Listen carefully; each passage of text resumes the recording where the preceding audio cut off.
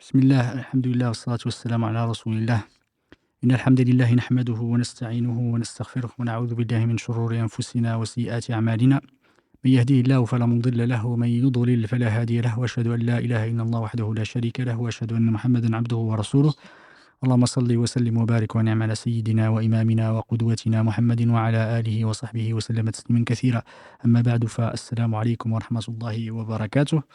Bienvenue dans ce 8e épisode de notre série consacrée à la jurisprudence islamique, ou la jurisprudence des questions nouvelles plutôt. Et alhamdoulilah, la semaine dernière, on a traité de la prière du voyageur, certaines règles que tout le monde doit connaître pour bien accomplir sa prière pendant ces moments-là et de connaître ses dérogations et les conditions et la façon de l'accomplir. Wallahi alhamd, on a traité ce sujet la semaine dernière et cette semaine, dans la continuité justement des livres de jurisprudence, juste après la prière, on traite dans la continuité des rites funéraires au mortuaire, en commençant par le défunt, effectivement, quand il agonise, en passant aussi par le lavage mortuaire, etc. Et on s'est dit que ça serait intéressant justement de continuer à traiter et de discuter de ces sujets, mais donner quelques éléments importants concernant les rites mortuaires, parler aussi des questions nouvelles et également mettre en exergue quelques, on va dire, on parlait d'innovations qui sont tout autour de ces rites-là, que malheureusement beaucoup de nos sœurs et de nos frères ne savent pas, que ce n'est pas, que ces actes ne sont pas légiférés et on souhaiterait, alhamdoulilah, mettre en avant les véritables règles, celles qui ont été transmises par les sahaba, qu'Allah subhanahu wa ta'ala les agrée. Et je remercie Cheikh Mamadou Ldafé, qu'Allah le récompense par le meilleur, pour nous accompagner encore une fois et toujours fidèle au rendez-vous pour nous expliquer, nous éclairer, qu'Allah subhanahu wa ta'ala le récompense par le meilleur et le bénisse. Et je vous remercie également pour votre attention, votre présence et votre fidélité, qu'Allah bénisse votre temps et vous accorde le paradis. Et je remercie aussi les frères Mohamed et Karim, fidèles derrière les coulisses, qu'Allah les bénisse aussi et les récompense par le meilleur. Barakallahu fik, Cheikh, que je te laisse, Inch'Allah, t'introduire sur les rites ou peut-être la mort aussi, sans, on va pas dire sa symbolique, mais plutôt qu'est-ce qu'elle évoque, quelle est son importance en islam, qu'Allah subhanahu wa ta'ala nous accorde la fin, une bonne fin, on va dire, husn al-khatima. Alhamdulillah, salatu wassalamu ala rasulillah. أشهد أن لا إله إلا الله وحده لا شريك له أشهد أن محمدا عبده ورسوله اللهم صل وسلم وبارك على نبينا محمد وعلى آله وصحبه أجمعين. بارك الله فيك يا سي محمد. Parce que le sujet est important, ça intéresse bien entendu, ça doit intéresser tout un chacun. Si le prophète sallam a beaucoup insisté sur celui qui croit en Allah au jour du jugement dernier, c'est bien parce que c'est déterminant. Alhamdulillah, on y pense tous, même si on ne travaille pas dans le bon sens, tous en tout cas. Il est clair que la mort est un passage obligé. Alhamdulillah. Chaque âme donc va goûter la mort et beaucoup d'appréhension, puisque à part les révélations donc qu'Allah subhanahu wa ta'ala a fait à ses prophètes, qui nous ont dit des passages obligés et comment cela va se passer, même les plus pieux d'entre eux, qui sont les prophètes alayhi salatu wassalam. C'est une réalité et déterminant, comme tu dis, c'est pour cela qu'il faut craindre une mauvaise fin et donc il faut souhaiter une bonne fin. Et qui parle de mauvaise fin et de bonne fin parle donc d'action, et comme c'est souvent surprenant, souvent ça vient à l'improviste et donc il faudrait vraiment s'y préparer, je dirais tout le temps, sans être stressé, mais il faudrait quand même s'y préparer et tout le temps être préparé. Et est-ce que vraiment on est prêt pour mourir? Je pense que c'est assez rare, les gens qui sont prêts pour le faire. Premièrement, c'est prétentieux parce qu'on ne sait pas dans quel état on va mourir, et rassuré par les versets, l'espoir qu'on va rencontrer un Seigneur miséricordieux, mais également craintif de ce qu'on a, du peu qu'on a avancé, de la qualité. Est-ce qu'Allah a accepté une seule des actions? Donc c'est très important. Mais toujours est-il que, bon, c'est pas de ça dont on va parler aujourd'hui. Le sujet que tu as choisi, les rites funéraires, je pense que c'est important. C'est administratif, mais néanmoins, c'est quand même important dans la mesure où ça fait partie de l'adoration. Ça fait partie de l'adoration. Donc le musulman est sacré, vivant comme mort. Et ça, je pense que c'est important. Il faudrait que les gens le voient. Nos frères et nos sœurs ont des droits sur nous. Parmi les droits, les 5 ou 6 droits que le musulman a sur son frère, c'est justement le fait donc de faire de prier dessus et également de le laver, etc. Au point que certains savants vont jusqu'à, certaines écoles sans rentrer dans les détails, vont jusqu'à permettre de déterrer le mort pour le Pour le laver laver. parce qu'on ne lui a pas accordé son droit. Bien sûr, c'est pas ce droit qui sait pas, c'est son état hygiénique qui va déterminer ce qu'il attend dans la tombe, mais néanmoins, c'est un droit. Et qui dit droit, dit devoir. Et effectivement, cette prière, comme c'est préalable, ce lavage font partie donc des obligations collectives, donc fard kifaï. Si un groupe de musulmans le fait, donc les autres en sont déchargés, sans en avoir forcément la récompense. Et si personne ne le fait, c'est toute la communauté donc, qui est empêchée. C'est pour ça qu'il faut le savoir, pour y participer ou pas à la prière, comme donc à l'enterrement. C'est la raison pour laquelle l'islam y a réservé d'une grande importance. On va essayer, Inch'Allah, aujourd'hui de parcourir parce que c'est un domaine très très vaste. Et c'est la raison pour laquelle donc, on a choisi de discuter Mm. de quelques-uns de ces points. Barakallahu fik. Et effectivement, avant la mort, parfois beaucoup sont confrontés justement à l'état d'agonie de leurs proches, de leur famille. Parfois, il y a beaucoup de choses qui se disent, soit sur les réseaux, soit effectivement, il faut faire ceci, il faut faire cela, il faut lui faire boire je sais pas quoi. Enfin, il y a beaucoup de choses qui se disent et l'idée, c'est de un peu expliquer qu'est-ce qui est légiféré, qu'est-ce qui est autorisé, qu'est-ce qui ne l'est pas.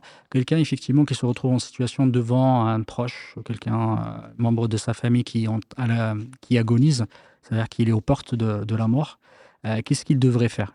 Quelles sont les choses qui sont légiférées? Alhamdulillah, il faut l'accompagner. Il faut l'accompagner. Je pense notamment à nos sœurs et à nos frères qui sont dans les hôpitaux et dans les Mmh, cliniques, tout à qui fait. sont confrontés à ça tous les jours.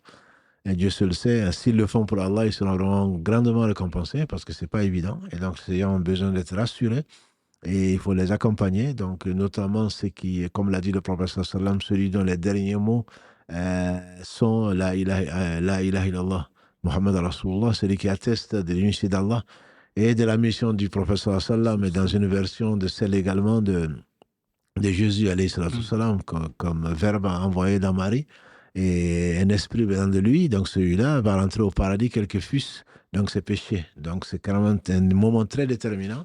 Et la mauvaise fin, c'est ce qu'on doit craindre pour nous, qu'on doit craindre pour tout le monde. Donc il faut vraiment être présent et ne pas en faire, malheureusement, quand l'agonie dure ou quand la maladie se prolonge. Et, la famille vient et certains, pas mal de gens, pas mal de curieux viennent et on oublie presque le moribond et on se permet de parler des choses d'autres, alors que il est fort à parier que la personne entend parfois, même si elle ne peut pas s'exprimer, les querelles ou les sujets de Tout à discussion, fait. voilà, donc des futurs héritiers ou je ne sais quoi d'autre. Donc il faut Mmh. vraiment par pudeur, par respect, s'il y a des choses à discuter, s'il y a des disputes, même s'il y a des choses à partager, qu'ils ne devraient pas entendre, le mieux c'est de sortir. Voilà, c'est de sortir et de ne pas le faire subir ça. Et je sais, même le prophète sallam, quand ils lui ont demandé de faire un testament, donc alors qu'il était à l'agonie, entre guillemets, en tout cas proche de la mort, il leur a dit laissez-moi tranquille, quoi. Donc il ne faut pas discuter de ces choses-là. On peut lui demander effectivement ses dernières volontés quand la personne est capable de dire si elle n'a pas écrit. Bon, il est Mmh. conseillé, parfois obligatoire pour ceux qui ont des dettes et le reste, ça devient obligatoire, mais parfois conseillé de donner sa dernière volonté, entre guillemets. Mais si c'est déjà écrit, le problème ne se pose pas. Mais en tout cas, ne pas l'intimer de dire la ilaha illallah comme certains le font. Dis la ilaha illallah. Non, on le dit. Ce qui est conseillé, c'est de vraiment le dire et que la personne l'entende et arrive à la prononcer. Mais si elle ne la prononce pas, cela ne veut pas dire que c'est un autre de l'enfer. Pas du tout. Faut pas. Faut pas insister. Exactement. Il ne faut pas Faut insister, insister surtout en intimant, intimement de l'intimant. dis-le, Voilà. dis-le, ouais. Voilà. Ouais. Dis-le. Et la Ouais. personne, quand elle a Mmh. probablement du mal, enfin, elle est dans une situation que Dieu seul sait, elle a du mal à parler. Et C'est si en ça. plus, voilà, il faudrait vraiment lui faciliter. Et si parfois, il est conseillé ça c'est une divergence, comme tu le sais, est-ce qu'on va mettre du Coran Mmh. pour l'accompagner Certains disent oui, d'autres disent non, mais il est clair que, en tout cas, rien n'oblige à le faire et encore moins d'appeler un imam. Parce que souvent, on reçoit Ouais. en urgence mon père est en train de décéder, venez rapidement, comme si l'imam a un rôle particulier. Non, à la limite, que si vraiment on veut lire du Coran, la Fatiha suffira. Yassine pour certains qui le disent, même si l'authenticité des hadiths est discutable. Et Discuter, tout à voilà, fait. Ouais. et la vie des savants dessus est assez partagée. Bref, il faut rester, je pense, dans du respect et dans le silence et faire des dhikr à côté, faire des invocations et pas forcément, c'est pas la place aux curieux parce que parfois ils font la queue pour venir le voir avant son dernier soupir, comme s'il pouvait faire quelque chose, ce que l'on peut faire de mieux pour la personne, c'est vraiment invoquer pour la personne et nous-mêmes invoquer pour nous-mêmes parce qu'au moins on est sincère, on voit quelqu'un qui va partir malgré qu'on l'a fréquenté, qu'on l'a aimé, qu'on ne pourra rien faire. Donc c'est des moments de repentir pour soi-même et également accompagné par les invocations surtout, donc la personne qui a appelé donc à rejoindre son Seigneur. Barakallahu fik. Que jazakallahu khairan pour effectivement, ces explications, ce moment où faut être voilà, respecté et être bienveillant envers le mort parce qu'on est effectivement, on ne connaît pas l'état dans lequel il est et c'est un moment très très difficile, très dur. C'est ça. Qu'Allah subhanahu wa ta'ala nous facilite ce moment. Et effectivement, tu as parlé de ce hadith qui est rapporté par Muslim. Tu as fait référence au hadith d'Abu Sa'id. Laqinu amwatakum la ilaha illallah. Faites dire effectivement à vos morts. Et ici, ce n'est pas les morts, mais plutôt les moribonds. Faites leur dire, mais barakallahu fik de l'avoir dit, c'est pas, il ne faut pas insister, disent les ulama, il faut pas, voilà, il faut dire. Tu lui dis, s'il arrive, alhamdoulilah, à le dire, tant mieux. S'il n'arrive pas, il ne faut pas insister. Il y a parfois, certains disent, effectivement, il faut le tourner. Enfin, c'est des avis des ulama, des avis effectivement d'école. Jurisprudence, c'est de le tourner vers la qibla. Est-ce que c'est quelque chose qui est conseillé ou pas? Est-ce qu'il y a il y a une preuve là-dessus? Moi, je ne connais pas de preuve dessus, sinon que le musulman doit se tourner vers la Qibla pour toute bonne action et que même pour l'enterrement d'ailleurs, on pourra peut-être en discuter. Voilà. Donc, on a une direction qui est de notre vivant comme de notre mort. Il y a une direction qui est celle de la Mecque, mais le fait que la personne ne meure pas, entre guillemets, l'âme ne sorte pas là, que la personne est orientée autrement, ne présage en rien la qualité de sa mort. Mais si on peut, effectivement, on met la personne en face de la Qibla, comme c'est vraiment notre direction, c'est quelque chose qui est conseillé. Je ne connais pas de preuve ordonnant donc de le faire. Mais là, c'est les savants le conseil. Et si on peut le faire, bien sûr, si c'est quelqu'un qui a du mal, soit à cause de sa stature, soit à cause de sa maladie, autre chose, c'est pas le moment de lui faire du mal. Même mort, je pense que les gens le savent peut-être, même mort, je pense qu'il faut pas, même en enlevant ses habits, etc., pour le laver, il faudrait respecter. Il faudrait respecter le corps, respecter la personne, parce que nous sommes convaincus que la vie ne s'arrête pas juste avec le départ de l'âme. Donc il y a un respect de tout point de vue, c'est beaucoup plus important. Le respect est une obligation. Le fait de tourner la personne, les bonnes manières, c'est quelque chose de conseillé. Donc on ne va pas abandonner quelque chose d'obligatoire pour quelque chose de conseillé. Barakallahu fik, jazakallahu khairan. La lecture du Coran, effectivement, on a parlé de lecture du Coran. Là où la majorité des ulama autorisent, c'est Yassine, effectivement, parce qu'il y a un hadith qui est rapporté par Abu Daoud et Imam Ahmed, où il y a une divergence, c'est-à-dire barakallahu fik, de l'avoir mis en avant. En tout cas, la plupart, même, c'est l'avis de certains ulama comme Cheikh l'Islam, c'est de le faire parce qu'effectivement, c'est conseillé parce qu'il y a un hadith qui existe. On dit qu'Ibn Omar, radiallahu anhu, et un autre compagnon également avait conseillé, avait suggéré, avait recommandé aux futurs héritiers de le lire. C'est pendant. Mais ça n'a rien à voir avec ce qu'on va lire au cimetière. Ça, c'est autre chose. Ça, c'est vraiment pendant. Et donc, pour celui qui ne connaît pas, qui connaît la Fatiha, par exemple, il n'y a pas de mal à lire la Fatiha qui résume tout le Coran. Voilà. Donc, il n'y a pas vraiment c'est pas quelque chose d'impératif de lire le Coran. Mais il est conseillé, effectivement, que la personne entende et parte avec la parole d'Allah, ou éventuellement des versets qui parlent de l'espoir, du paradis, voilà, la miséricorde d'Allah, plutôt que de parler, de mettre autre chose et surtout de se mettre à parler de choses de ce bas monde. Barakallahu fik. À la mort, effectivement, est-ce que c'est conseillé par exemple de fermer les yeux? Effectivement, quand les yeux sont ouverts. Ça, ce C'est sont des ça. hadiths qui sont authentiques. Le Mhm. prophète sallam a dit, donc, après la mort, de fermer les yeux, dans la mesure où les yeux suivent, le regard plutôt, Mhm. suit la sortie de l'âme. Donc, il est conseillé de fermer les yeux, de refermer donc les paupières et de couvrir le corps du défunt, Mhm. donc par pudeur, par respect, plutôt que de le laisser comme certains pourraient le faire, et Mhm. surtout pas de l'habiller d'une certaine façon ou d'une autre, parce que de toute façon, il va être déshabillé pour être lavé, etc., et Tout à avec fait. le linceul.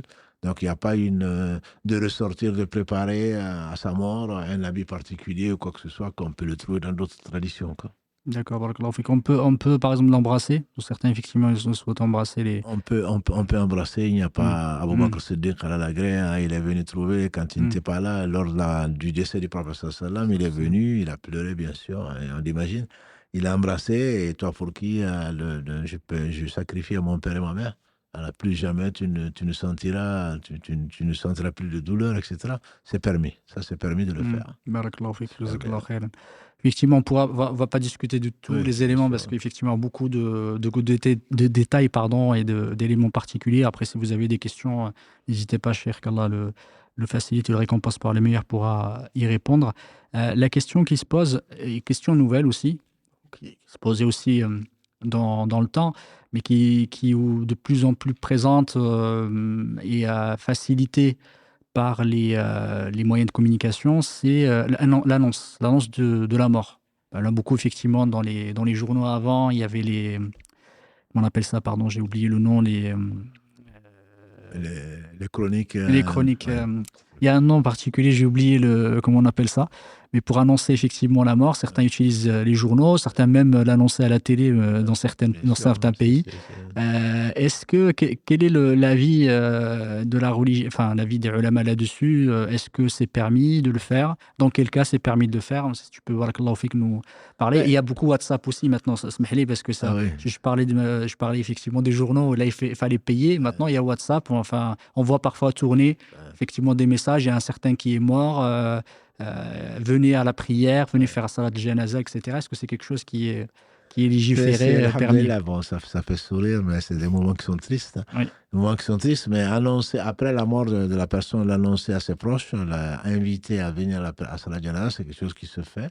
Mhm. Ça se faisait à la mosquée, entre autres. Il n'y avait pas de réseaux sociaux, à ma connaissance. Donc, l'annoncer, mais de là à en faire une grande publicité, bon, surtout pour ceux qui ne sont pas là. L'essentiel, c'est qu'on sache que maintenant, la personne ne peut rien pour elle-même, qu'elle est entre les mains d'Allah subhanahu wa ta'ala et qu'il faut prier pour la personne. C'est de ça dont elle a le plus besoin. Donc, d'en faire à la une des journaux, ce n'est pas ça c'est pas ça qui va l'aider. Là où il en a vraiment besoin, c'est les invocations, et dans l'invocation des gens pieux, et notamment ceux qui vont à la mosquée ou des gens qui l'aiment sincèrement et qui fassent des invocations pour lui. Ok, barakallahu fik, effectivement, jazakallah khairan, avoir parlé. Et parce qu'il y a effectivement sur la question de l'annonce, il y a des divergences, surtout que le prophète alayhi salam l'avait interdit, mais il y a des raisons.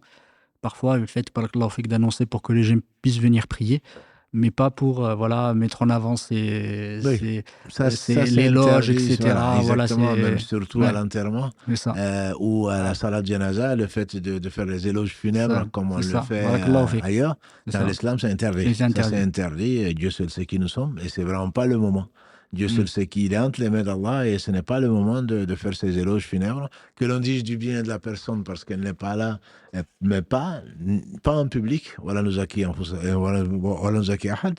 On ne va Hmm. pas purifier quelqu'un qui a déjà eu ce qu'il a mérité, en tout cas, qui a vu sa place, ce qui lui est réservé, et surtout pas non plus en faire une lamentation.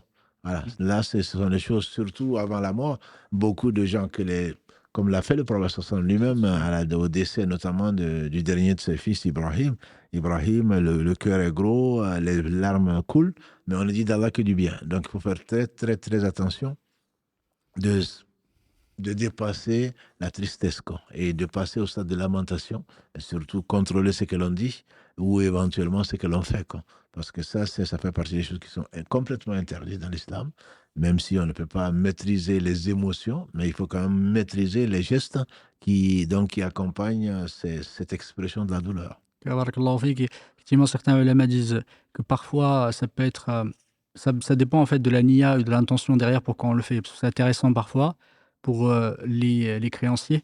Parce qu'effectivement, si tu annonces, au moins si quelqu'un, par exemple, il a une dette ou quelque chose, il peut venir effectivement. Parce qu'il y en a beaucoup qui annoncent, qui disent pas forcément, qui est pas, qui ne laisse pas normalement de, enfin, ne laisse pas de testament. Barakallahu fik, tu en avais parlé tout à l'heure, de dire voilà, voilà, j'ai telle somme chez quelqu'un, ça peut être intéressant. Moi, les gens sachent qu'il est mort, ils peuvent effectivement venir et réclamer s'il y a quelque chose à réclamer avant de partager l'héritage. Il faut faire quand même attention parce qu'on connaît, surtout dans le pays, il y a des Ouais. arnaqueurs Oui, tout à là, fait. attendent, Barakallahu fik. qui attendent l'annonce et qui sont à toutes les prières Oui, c'est janaza ça. pour dire que le mort me doit ceci et C'est cela ça, parce ouais. qu'il ne craint pas Dieu, il Ouais, ment sur lui. Et comme à ce moment, on n'est pas là dans la c'est dentelle, on ne ça. va pas discuter quelles sont tes preuves, etc. Comme il te doit, il me doit ça, alors on lui donne. Ouais. Et certains ont été surpris et arrêtés. Leur méfait a été arrêté par Allah au travers, donc des gens qui les ont démasqués. Ouais, Et donc, il faut vraiment faire attention. Mais d'où l'importance d'écrire. oui, Donc, testament. effectivement, les dettes en particulier qui empêchent, comme on le sait, les gens de rentrer au paradis. Ok, Ah. barakallahu fik. On a parlé justement du décès. On sait que voilà, et le moment, entre le moment du décès et le moment de l'enterrement, il y a certains rites, on va dire, certaines adorations qui sont importantes. Il faut aller très très vite. Effectivement, l'accélération, accélérer l'enterrement, quelque chose qui est recommandé en islam, voire obligatoire parfois. Ça dépend si on le laisse trop longtemps, mais s'il y a comment dire? Un préjudice, pas de préjudice, mais s'il y a pas de respect pour le mort, le laisser comme ça sans l'enterrer, ça c'est un partie des droits, comme tu as parlé tout à l'heure, du défunt.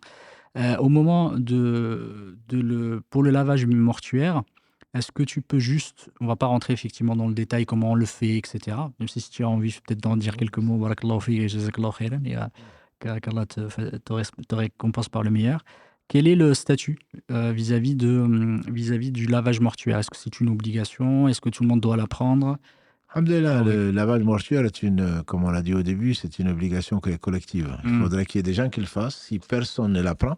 Et alhamdulillah, j'admire le courage des femmes d'ailleurs, parce que quand il y a de la demande, la mosquée en organisait, et quand il y a de la demande, c'est souvent de la part de femmes, donc qui, alhamdulillah, veulent apprendre pour pouvoir laver les morts, parce que c'est une grande récompense. Et également pour pouvoir laver les morts donc, de la famille, etc. Et là, il est permis, entre autres, de laver son époux, enfin, le corps de son épouse et vice-versa. Donc, du Mmh. coup, les gens qui sont les plus proches, c'est un moment particulier. Il faudrait, pour cela, comme tu l'as dit, pour cela, il faut toujours le respect et ne pas dévoiler éventuellement les défauts que l'on peut voir. Donc, c'est parfois même des savants demandent dans leur testament, ils désignent les gens qui doivent les laver. Justement parce que c'est un moment. Abou Bakr, Voilà. d'ailleurs, Tout à il laisse fait. un Et c'est testament en laisser un demandant que ce soit sa testament pour femme. Oui, qui doit les c'est laver. ça. Donc Aïcha disait si je Oui, devais le c'est refaire, ça. j'aurais lavé le corps du prophète sallallahu. Passation. Et le prophète sallallahu a insisté, donc ça fait partie des secrets, des confidences, mais il est permis si on a trouvé des signes qu'on ne va pas interpréter certes, mais des bons signes, il est permis de rassurer la famille, en disant que bon, il était souriant, etc., que son lavage était facile. Ça, c'est permis de le raconter, mais surtout pas ses défauts ou qu'on l'a trouvé dans un état vraiment complètement comme s'il avait été brûlé, ou son corps a noirci, ou des choses comme ça. Ou alors on a trouvé des défauts sur lui. Ça, ce sont des choses qui sont formellement interdites. Donc, de partager avec les autres, hein, même par curiosité. Il faudrait que ce soit des gens qui soient pieux et respectueux donc, de la législation, respectueux donc, des rites. Et on doit tout faire donc dans la discrétion et en particulier, je pense que tout le monde le sait, je l'espère en tout cas, couvrir le défunt, ne pas du tout découvrir sa aura, donc sa partie qui est intime, on ne doit pas du tout la découvrir et même pas découvrir les formes, au point que les gens mettent des gants ou autre chose et le lavent carrément avec le dos de la main pour les plus pieux d'entre eux, pour ne même pas avoir à toucher les choses qui sont intimes. Donc, c'est vraiment un moment très, très... Ça demande beaucoup de courage, ça demande également un savoir-faire, parce qu'il ne faudrait rien casser, ni même pas violenter, ni obliger, au point que quand le mort a été découvert bien plus tard et que le corps est en décomposition, les savants disent qu'il faut faire le tayammum plutôt que de le laver, Voilà. Et quand on le lave, c'est avec de l'eau tiède. C'est tout ça pour bon. C'est pour quelqu'un qui ne croit pas au jour du jugement dernier, eh bien, ne peut pas comprendre ça. Mais tout ceci, c'est un respect du corps vivant donc comme mort. C'est si tout ça avec des règles bien particulières qu'on ne va pas citer aujourd'hui, Charles. En tout cas, la condition, c'est qu'il faut qu'il soit musulman. Enfin, qu'il soit lavé parce que ça peut se poser la question ici, effectivement, le lavage par un non-musulman. Ouais, je ne me posais même pas cette question-là. Effectivement, il y a un lavage qui se fait au niveau de l'hôpital, qu'on ne peut Oui. pas refuser d'ailleurs. Mm. Je le conseille qu'on ne peut pas refuser. Donc, ce n'est pas parce que la personne n'est pas musulmane qui a fait les premiers soins, parce que ce qu'on va faire avant de laver, on va dégager donc la personne de tout ce qui était dans le transit. Mm. Voilà, que ce soit de l'urine, que ce soit les excréments, donc on va bien la dégager. Et donc souvent le service médical le fait et ils vont boucher parfois donc les orifices par lesquels éventuellement ils peuvent encore avoir de la défécation. Donc ce traitement-là, qui est un traitement d'hygiène, n'empêche pas. Et ce n'est pas l'équivalent. Voilà. Donc, malgré cela, donc la famille musulmane doit confier à moins que le mort ait désigné quelqu'un qui doit le laver, comme on l'a dit tout à l'heure avec Abu Bakr ou d'autres, donc qui désigne. Et parfois même, les gens ont compris que c'est en même temps que la personne voit son testament. Voilà, parce que certains pieux, s'ils demandent à quelqu'un de les laver, c'est aussi pour payer éventuellement les dettes qu'ils peuvent avoir, etc. Mais là, c'est vraiment, on choisit celui à qui on pense le plus de bien, le plus pieux possible. Donc, il va faire du dhikr en même temps, bien sûr pas à haute voix, et qui va être le plus délicat, et donc qu'il aime, parce qu'il le connaît. Eh bien, sinon, on prend n'importe quel musulman d'apparence pieuse en tout cas, et qui sait le faire. Voilà. En tout cas, par rapport à ça, jazakallahu khairan, s'il n'y a pas de personne Désigné. qui a été désignée, il y a certains membres de sa famille peuvent prévaloir et voilà, effectivement, imposer de le faire eux-mêmes, par exemple le père, le grand-père, l'enfant, Tout à fait. etc. Tout ce qui est l'asaba, Voilà. effectivement, les héritiers, mais les hommes, pour un homme, par exemple. Ouais, Ils peuvent effectivement se prévaloir le droit de le faire. Ils peuvent se prévaloir. Je rappelle tout simplement qu'il faut qu'ils sachent le faire. Ouais, voilà. tout à fait. Donc, c'est pas parce que c'est mon père que je dois absolument le faire. Le droit, c'est le père, et ensuite c'est le fils, etc. Mais il faut savoir le faire. Si c'est pas le faire, au moins qu'il se fasse aider, qu'il se fasse guider. Bon, c'est la délicatesse, la piété filiale n'implique pas forcément de laver son père ou de laver sa mère si on ne sait pas le faire. Donc, il faut respecter un certain nombre de choses, sinon on prend des péchés. On prend des péchés, barakallahu fik. Jazakallahu khairan. On va peut-être parler de la prière. C'est peut-être intéressant qui va concerner beaucoup de gens. La prière, effectivement, mortuaire. La prière janaza qu'on connaît tous et parfois dans les mosquées, on peut prier la salat janaza après la prière la plupart des fois. Est-ce que le mort doit être présent obligatoirement? Dans quel cas on peut prier sur lui quand il n'est pas là? Et après, barakallahu fik, si tu peux voilà, développer comment on le fait. Pour certains, alhamdoulilah, parfois ils se retrouvent dans ces situations, ils ne savent pas quoi dire. Et barakallahu fik, si tu peux nous expliquer. C'est donc, comme tu l'as dit, pour terminer, donc on va laver donc ce corps, on va le mettre dans un linceul, on va le parfumer. C'est vraiment le présenter à son Seigneur, subhanahu wa ta'ala, dans les meilleures conditions. Donc le parfum est comme le parfum d'avant ou même d'aujourd'hui, donc qui sont conseillés pour le présenter dans la meilleure des formes possibles. Après l'avoir dégagé, donc le présenter de la meilleure façon. À ce moment-là, on n'est pas pour il faut savoir, ce n'est qu'un détail, on est à Toulouse pour le pèlerin, on n'a pas à le couvrir, puisqu'il est mort en état de sacral, en état d'ihram, voilà, et donc il va être ressuscité dans cet état-là. Il ne devait pas couvrir, pour un homme en tout cas, il ne devait pas couvrir la tête, donc on n'a pas à couvrir sa tête. Et pour le reste, on doit prier dessus et l'enterrer sur place pour les martyrs, par exemple. Bon, ce sont des détails. Ce sont des détails. Mais, donc, on ne les lave pas d'ailleurs, on ne lave pas les... Voilà, exactement. Pas, et ce que tu as dit, effectivement, c'est le plus tôt, c'est le mieux. Ça, il faudrait faire passer ce message-là. On attend parfois ses enfants ou ses parents qui viennent des États-Unis, ils ont raté leur vol, etc. Le professeur nous a intimé de nous précipiter pour enterrer nos morts, bien que la loi ici en Europe, par exemple, c'est pas moins de 24 heures. Mais bon, on respecte la loi. Mais dès que l'on peut, donc, c'est le fait d'attendre une semaine ou des choses comme ça contredit vraiment l'esprit de la loi, c'est le jour même. Et quand on est à la Mecque ou à Médine, à toutes les prières, pratiquement à toutes les prières. Il y a des salat janaza, donc, qui sont les prières mortuaires, qui sont appelées après la prière normale, comme tu dis, et on enterre de tout temps. On enterre de tout temps. Donc, parce que le plus tôt, c'est mieux s'il trouve le bonheur dans l'au-delà, il va se précipiter.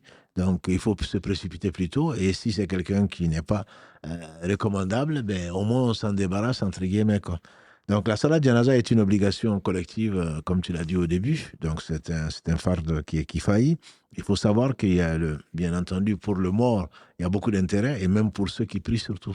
Pour eux, le prophète sallam, dans ce qui a été rapporté par l'imam al-Bukhari, il dit que celui qui assiste, qui prie donc qui fait salat janaza, qui prie, il a l'équivalent d'une montagne, donc d'une montagne de bonnes actions.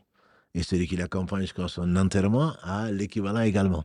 Donc, c'est quelque chose de très recommandé et c'est une obligation collective et elle doit se faire donc avant l'enterrement quand le corps est présent. Quand le corps est présent, ensuite, on verra quand le corps est absent. Quand le corps est présent, donc c'est après une prière en général, donc c'est mieux de le faire à l'extérieur de la mosquée, en tout cas d'un point de vue traditionnel, d'avoir un endroit qui est réservé à ça. Et c'est constitué de 4 takbirat, en tout cas pour l'avis le plus répandu, peut-être majoritaire. Donc l'imam se met devant et les autres comme une prière normale, à part que tout se fait à voix basse, il n'y a pas de roko, il n'y a pas de sujoud. Donc il n'y a pas de récitation à haute voix, il n'y a pas non plus de génuflexion, il n'y a pas de prosternation.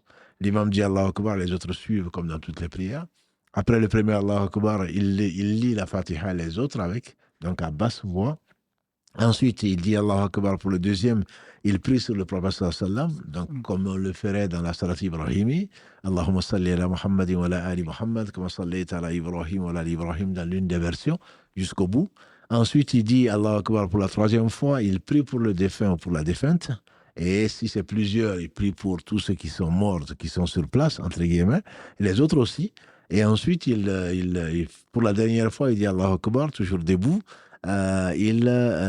Soit il fait salam alaikum, c'est ce que l'on trouve notamment dans le rite Hanbali, ou ceux qui en ont prié beaucoup à la Mecque ou à Médine, juste après le quatrième, il dit salam alaikum. Ou alors, on peut continuer, comme on le trouve dans le rite Maliki, on peut continuer à faire des invocations, donc pour le mort, et pour les morts en général, et même pour les vivants.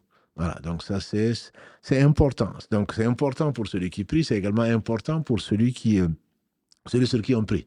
C'est la raison pour laquelle on invite, enfin, il est conseillé de participer à la salat janaza. Et le prophète sallam a dit, celui sur qui 4 ans des musulmans prient, Allah lui fait miséricorde, enfin, Allah lui pardonne. Celui sur qui il y a 4 ans, et au point que même quand on n'est que 10, on va s'arranger pour faire 4 ans. Voilà, parce qu'on croit à ce hadith, celui sur qui 4 unitaristes, 4 musulmans qui croient en l'unité d'Allah subhanahu wa ta'ala, 40 plutôt, musulmans qui croient en l'unité d'Allah subhanahu wa ta'ala prie sur quelqu'un, Allah subhanahu wa ta'ala lui pardonne également. Voilà, donc plus il y a de musulmans, plus il y a des chances pour qu'il y ait des gens qui soient pieux, plus il y a des chances pour que Allah subhanahu wa ta'ala accepte le dua d'un des leurs ou de tout le monde. Voilà, donc c'est très très conseillé de participer à ça, parce qu'un jour viendra, peut-être on mourra dans le désert où il n'y aura personne, ou parce qu'on a refusé de prier sur les autres, il se peut qu'on meure et qu'on n'ait pas assez de personnes pour prier sur nous. Donc c'est vraiment très important, tant pour le défunt que pour les gens qui prient dessus. Barakallahu fik. C'est une question qui me vient à l'esprit quand tu parlais de la prière. Oui. Certaines femmes qui sont parfois éprouvées qu'Allah subhanahu wa ta'ala leur facilite et qui ont des fausses couches, à quel moment, à partir de quel moment on prie, on est obligé de prier, et à quel moment on ne prie pas effectivement Effectivement, ça me rappelle également le corps qui n'est pas présent. Oui, Je l'avais oublié. Donc, pour répondre à à ta question, effectivement, les fausses couches ou des morts-nés, à ma connaissance, dans certaines écoles, dont l'école Maliki, on ne prie sur la fausse couche, entre guillemets, que si l'enfant, enfin, si c'est pas faux, si l'enfant naît Il et meurt. voilà, qu'il est Qu'il vivant. est vivant. Il y a les signes de ça. Donc à ce moment, on prie. Sinon, on l'enterre, bien sûr. On ne va pas laisser une personne, même un fœtus. Mm. Par contre, c'est ce à quoi tu fais allusion, c'est à partir du moment où l'âme a été insufflée. Donc, pour les savants, c'est 40, 40, 40, donc 120 jours, soit donc 4 Complètement. mois. À Mm. partir de ce moment-là, on prie, on lave donc ce fœtus ou cette fausse couche, on l'ensevelit, on prie dessus et on l'enterre. Oui, Voilà, ça, c'est comme toute, l'avis des parce que Hanbalites, l'âme, voilà, effectivement. parce que l'âme a Mm. été A été insufflée. Mais insufflé, voilà, ouais. ça c'est l'avis d'un certain, Position pas de... mal Oui, de tout savants. à fait. Voilà. Mais d'autres disent qu'on n'a pas besoin puisque l'enfant n'est pas né avec Pas la né, vie. Voilà. effectivement. C'est Donc, vrai que s'il est né mort, même s'il a dépassé les 4 exactement. mois, Même si c'est 8 mois, 8 même si mois, c'est ouais. 9 mois même. Ça, c'est l'avis des Donc, Malikites, ouais. cela n'exige pas la prière. D'accord. La prière funéraire. Donc, Oui. on trouve même parmi, même par rapport à des pompes funèbres, certains qui respectent un rite et pas d'autres. D'autres, ouais. Ce n'est pas bon. C'est la responsabilité des gens qui ont fait ce choix-là. Et on va respecter donc les avis des savants. Par contre, ce que tu as dit, Mm. si on n'a pas le corps, Mm. ce que l'on sait, c'est que c'est arrivé effectivement pendant la vie du prophète sallam quand il était à Médine. L'ange Gabriel est venu lui dire: lève-toi et fais la prière sur ton frère, le Négus, qui est Négus, mort. ouais, tout à Voilà, fait. donc le Négus, c'était l'empereur de l'Abyssinie. Et on sait, en année 5, il a accueilli sur l'ordre du prophète sallam, enfin sur la suggestion du prophète sallam, et qui était une révélation pour ceux qui étaient maltraités, ceux qui étaient injustement traités. À cause de leur foi, le prophète leur a permis, dont Othman ibn Affan et la fille du prophète sallam, le prophète leur a permis d'aller donc dans un endroit où, sous le règne d'un roi, chez qui il n'y a pas d'injustice. Et donc c'était le Négus. Donc Al-Najashi, c'est comme ça qu'on l'appelle. Et ils ont été là, qui, malgré les pressions diplomatiques, malgré tout, a refusé de les extrader. Et effectivement, ils ont vécu là le temps qu'Allah a voulu, avant qu'il y ait la grande émigration. Et donc, après cette émigration, donc, après l'année 13 de l'Hégire, que les musulmans ont été rejoints de leurs frères donc, à Médine, le prophète sallam, un jour, l'ange Gabriel est venu lui dire de se lever pour faire la prière, ce qu'on appelle donc salat janaza al-ghaib, quand le corps n'est pas là. Donc il a prié effectivement avec ses compagnons sur un corps qui est absent. Voilà, ça c'est quelque chose qui a été historiquement prouvé et dans des hadiths authentiques. Aujourd'hui, si il n'est pas là, sallallahu alayhi wa sallam, qu'est-ce qu'on ferait si on n'a pas le corps?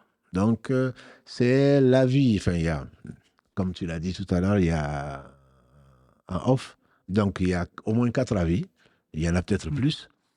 L'avis le plus fort, c'est que si on n'a pas le corps, on doit prier. C'est le droit de la personne, même si son corps a disparu. Là, je pense que les savants ne sont pas unanimes dessus, mais c'est quelque chose d'une majorité relative des savants qui disent que Si on n'a pas le corps et qu'on sait que le corps, personne n'a prié dessus. on n'a pas le corps et que le corps n'a pas été retrouvé, que les musulmans n'ont pas prié dessus. Parce qu'aujourd'hui, qu'est-ce qu'on trouve? On veut aller l'enterrer en Chine, et puis en fait, on sait que là-bas, il va être accueilli par sa famille, par des musulmans qui vont prier dessus, et on prie quand même aujourd'hui ici, et ensuite là-bas, et ensuite là-bas. Non, effectivement, tu fais bien de préciser, c'est que le corps, on n'a pas le corps en présence. Donc, le raïb, c'est le corps qui est absent, mais également, on sait que la personne a été, son corps a disparu et que personne n'a prié dessus. Voilà. Là, l'avis vraiment très fort, c'est qu'on prie dessus. Les musulmans de n'importe où doivent prier parce que c'est son droit. Tout à fait. C'est son droit. Après, il y a certains savants qui disent que c'est l'exception, c'est le cas du prophète sallam qui, donc, sur révélation, a fait ça. Donc, en dehors du prophète sallam, personne ne doit le faire.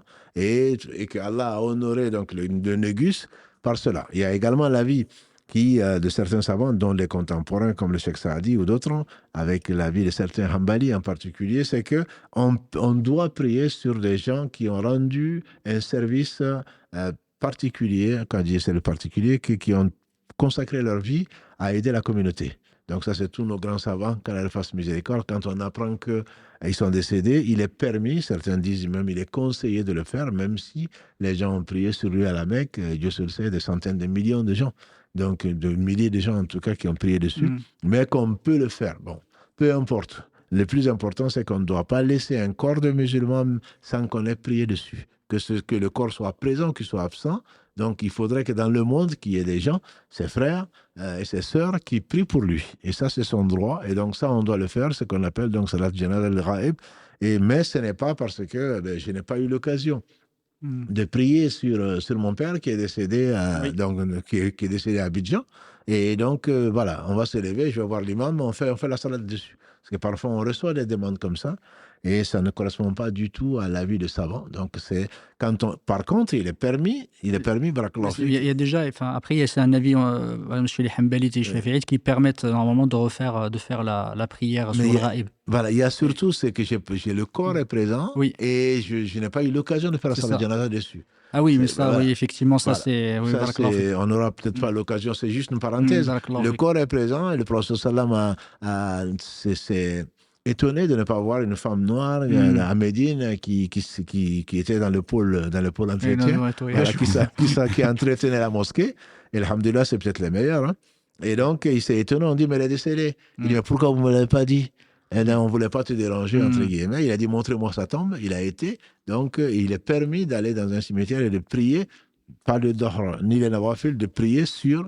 Donc, il n'y a pas de soujoud, il n'y a pas de recours. Il est venu prier sur cette tombe, entre guillemets.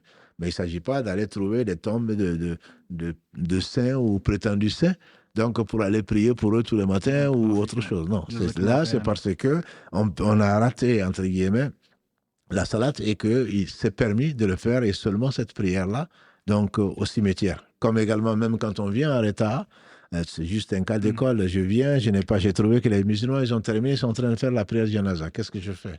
Alors que je n'ai pas prié mon dohr, je n'ai pas prié mon asr, il t'est conseillé de rattraper la prière janaza que tu ne pourras pas refaire toi, donc et ensuite de faire ta prière dans les temps, bien sûr, du dohr ou du asr ou de n'importe quelle prière.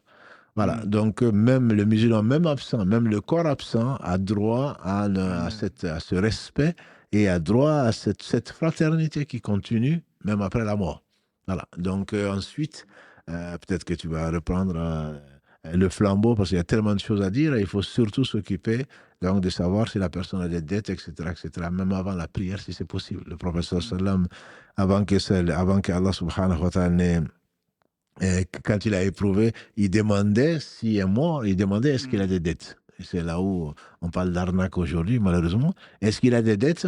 Et si on dit oui, il dit est-ce que quelqu'un de sa famille peut le payer? Si on dit non, il dit priez sur votre frère. C'est pour dire que les dettes, malgré la société de consommation, les dettes ne sont pas des choses à prendre.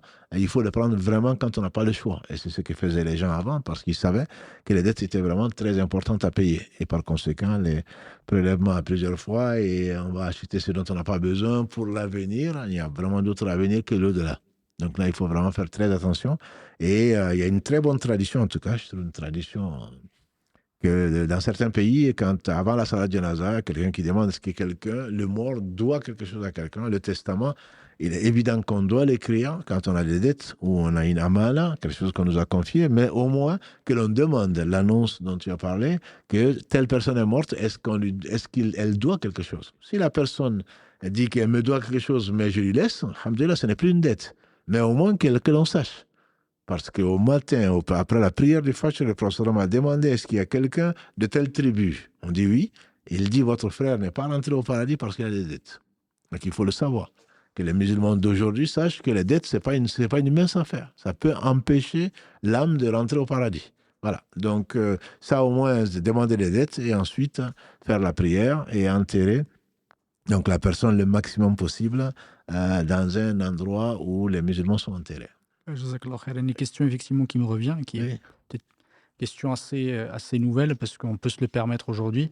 Quelqu'un qui est un membre de sa famille, un parent qui est décédé, est-ce que c'est permis de voyager pour aller prier? Effectivement, faire salat al-janaza, ou maintenant qu'il y a des avions au bout d'une heure, de 2 heures, si on arrive à trouver un vol, est-ce que c'est permis ou pas? Barakallahu fik, c'est une question qui est... C'est pas légiféré. C'est pas légiféré d'aller voyager pour aller prier sur une tombe. Quelqu'un qui a été enterré, les musulmans ont prié dessus, là où on est, on doit prier. Ah oui, mais c'est pour, comme ils le disent pudiquement, c'est pour faire mon deuil. Donc pour toi, c'est Mm. important d'aller voir une terre et tu n'as pas assisté et tu n'as pas vu qui est dedans. On imagine qu'on ne t'a pas menti, mais qu'est-ce que tu vas lui apporter? Ce que tu vas lui apporter, ce sont tes invocations. Ce que tu vas lui apporter, c'est ton amour et ce que tu vas lui apporter, c'est vraiment demander à Allah subhanahu wa ta'ala, et si tu es un fils vertueux, donc de demander à Allah subhanahu wa ta'ala de pardonner à ses défunts, etc., etc. Aller voyager pour aller visiter une tombe, celle, y compris celle du prophète sallallahu alayhi wa sallam, n'est pas quelque chose de légiféré. Le prophète alayhi wa sallam, il a dit on doit enfourcher une monture que pour trois endroits, et donc c'était des mosquées et pas des tombeaux. Par contre, quand on y est allé visiter les tombes, comme il avait interdit, et ensuite Allah lui a permis il dit visitez, je vous avais interdit de visiter les cimetières, maintenant faites-le parce que ça vous rappelle la mort. Et donc on ne peut pas imaginer que l'on soit quelque part et qu'on ne visite pas un cimetière si on a les moyens, surtout si les meilleurs gens y sont enterrés. Je pense au prophète sallam, je pense aux compagnons du prophète sallam, je pense à nos pères et mères quand on est quelque part où ils sont enterrés. Mais aller voyager spécifiquement pour ça, c'est pas quelque chose qui est légiféré. De la barakallahu fik. Peut-être avant de. C'est une question assez intéressante. C'est qui de plus en plus présente, peut-être existait avant aussi, la partie concernant la dissection des morts. Parce qu'on n'en a pas parlé tout à l'heure, mais ça peut arriver pour des raisons diverses. Quel est le statut par rapport à effectivement aux dissections qu'on fait par rapport aux morts selon la situation? Parce qu'effectivement, il y a plusieurs raisons qui peuvent pousser ou qui peuvent amener à à faire la dissection du défunt. Alhamdulillah, je pense qu'il faut qu'Allah bénisse nos savants et ce sont des gens qui sont humains, qui sont croyants et qui ont essayé d'envisager beaucoup de situations. Donc, c'est pas des inhumains, c'est pas des robots qui ne parlent que de monstrues ou d'autres comme certains les accusent. Donc, c'est des questions effectivement qui ont été posées. Il est évident que l'intérêt général l'emporte sur l'intérêt particulier. Le mort doit être respecté. Je pense qu'on a Tout à fait. peut-être jamais assez insisté dessus. Le mort doit être respecté. Donc, c'est pas parce qu'il est mort qu'on peut se permettre de faire une dissection pour ceci et cela. L'avis quasi unanime des savants, si ma mémoire est bonne, c'est bien que quand il y a une raison, que ce soit, si c'est par exemple une autopsie, il est demandé par la justice ou autre chose, dans des conditions bien déterminées, le problème ne se pose pas. On ne demande même pas l'avis de la famille, on lui explique Mhm. que voilà, Tout à la fait. mort est suspecte ou je ne sais quoi d'autre. Également, si la personne est morte d'une maladie dont Mhm. l'autopsie pourrait nous donner des indications, soit Tout à pour la fait. famille, soit pour les gens en général. Donc, on va apprendre. Il ne s'agit pas donc de la dissection pour montrer aux enfants comment est-ce que le corps humain est constitué. Non, mais s'il y a un intérêt à disséquer, à disséquer donc la personne, on la dissèque et ensuite on l'enterre. Donc, même si c'est une partie qui a été coupée, etc., il faut quand même enterrer la partie. Ça fait partie du respect également donc de la personne. Après, il y a une divergence pour savoir est-ce que d'un point de vue science, est-ce qu'on peut disséquer pour montrer aux étudiants, etc., etc. Ça, c'est un autre domaine, peut-être dont on parlera plus tard, Inch'Allah. Barakallahu fik. En tout cas, il y a il y a trois raisons.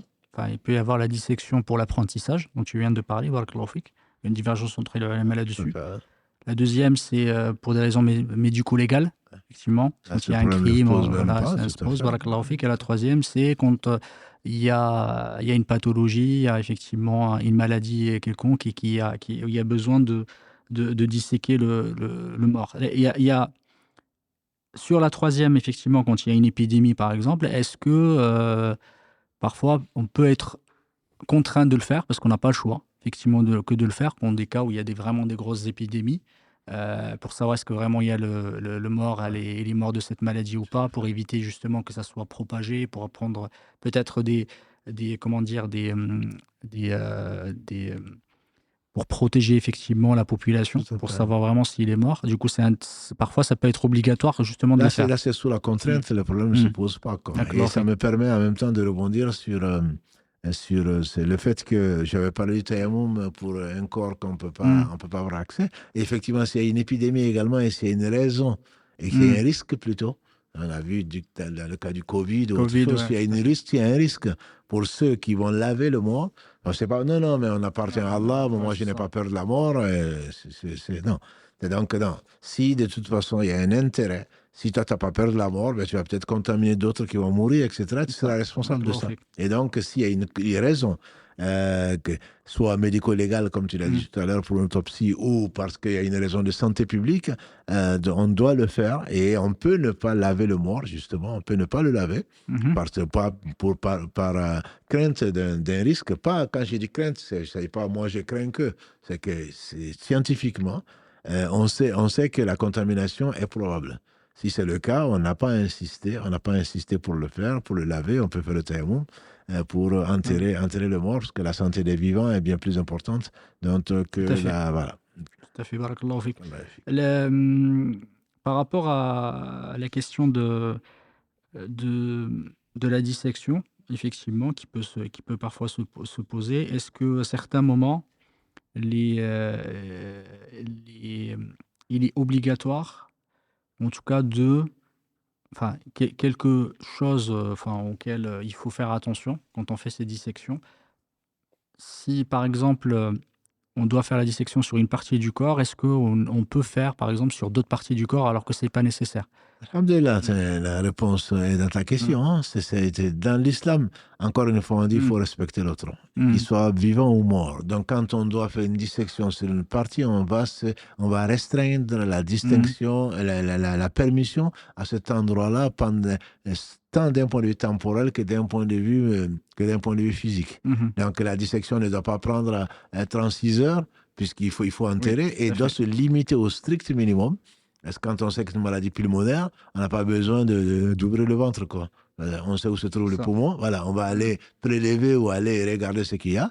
Et si effectivement, au cours de la chirurgie, on se rend compte que la pathologie est beaucoup plus grande, c'est autre chose. On n'a pas à Mmh. ouvrir la tête C'est ça, pour aller chercher quelque chose dans les pieds. tout Voilà, à donc fait. ça là, vraiment, c'est le respect du corps, le respect de la personne humaine qui est vraiment qui prime par rapport à ça. Barakallahu fik. Donc, le prophète alayhi salatu wa salam nous a mis en Ça, garde et effectivement, il a dit, casser les os d'un mort, c'est comme si on lui absolument. cassait ses os, de son vivant. Effectivement, c'est Ceux ça, ouais. qui y croient, y croient, Ouais, tout absolument. à fait. C'est pas parce qu'il est mort qu'on peut se permettre de profaner. Donc le Mmh. mort ne doit pas être profané, même le corps d'un incroyant ou de quoi que ce soit ne doit pas être profané. Ça, Mmh. c'est un principe dans l'islam. Jazakallahu khairan.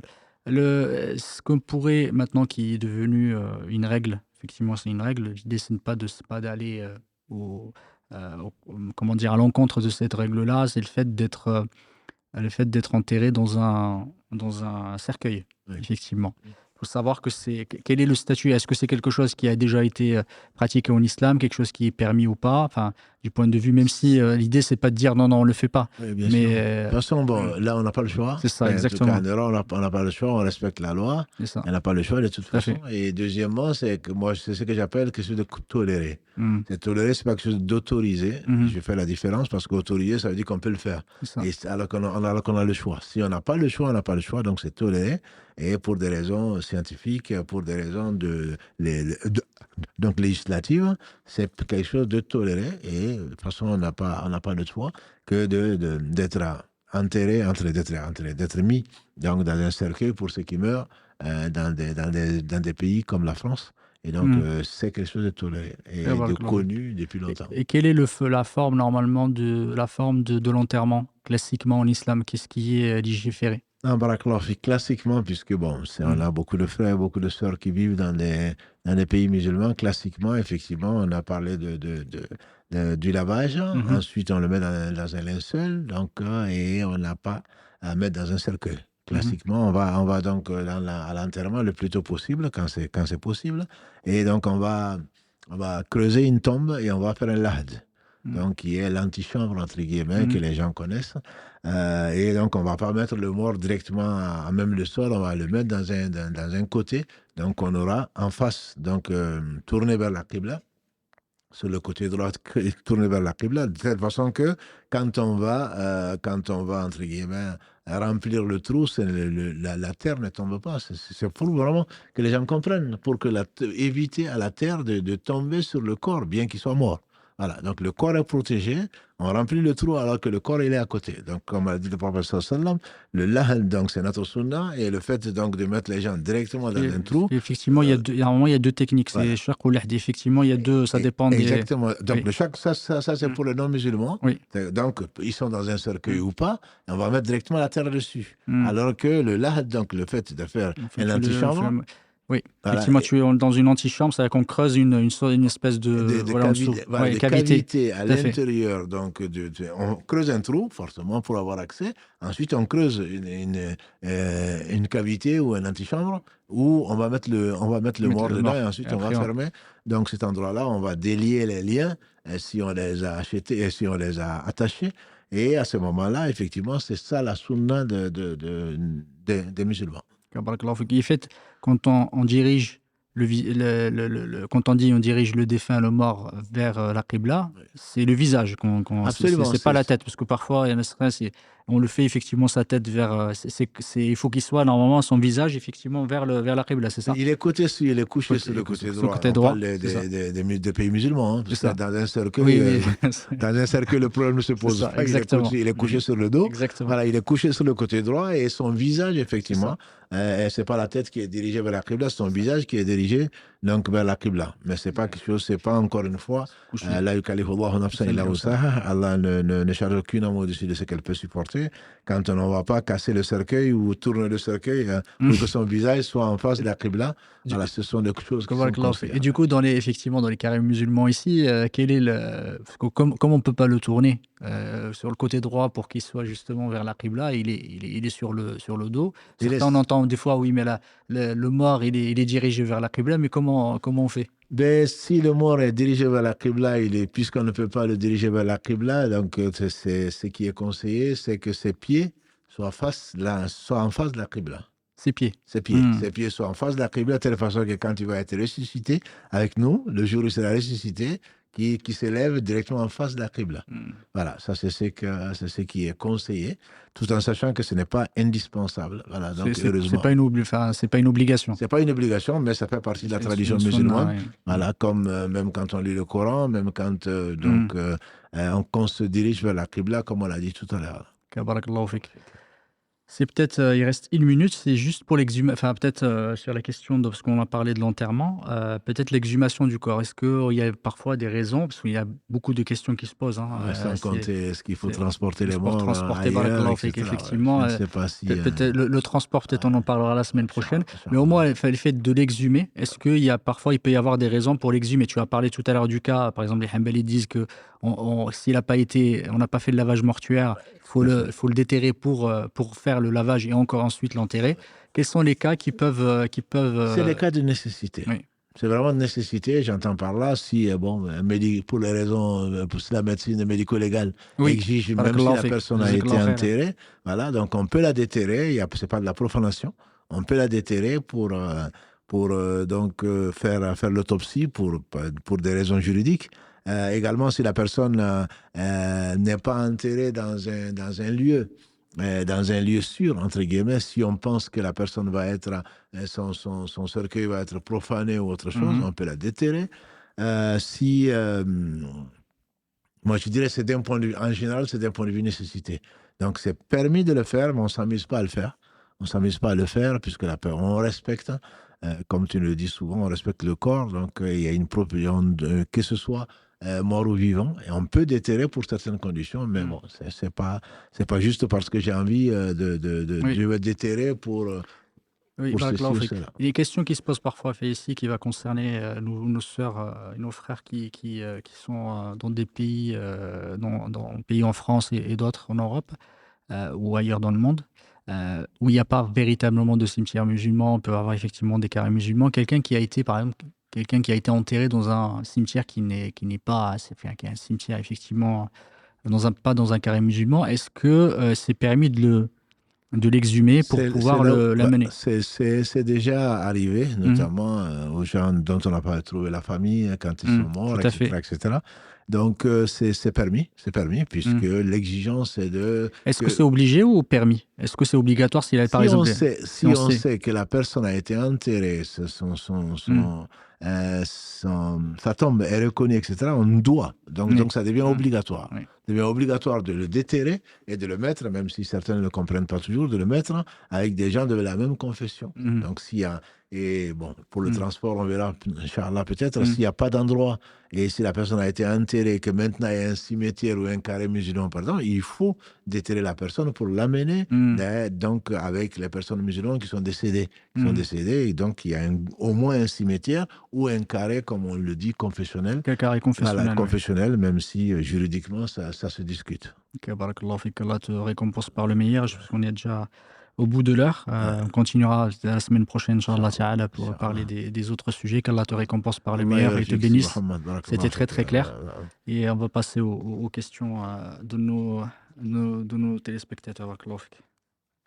Oui, barakallahu fik Mohamed, salam alaikum, Cheikh, salam alaikum Mohamed, Karim, barakallahu fikoum pour cet échange très intéressant et sur un sujet très important, alhamdoulilah, qui a nécessité beaucoup de questions depuis ce matin, notamment sur Instagram, qui ont la possibilité de poser des questions. Donc il y a beaucoup de questions, alhamdoulilah. Il y a des questions auxquelles vous avez déjà répondu pendant votre échange.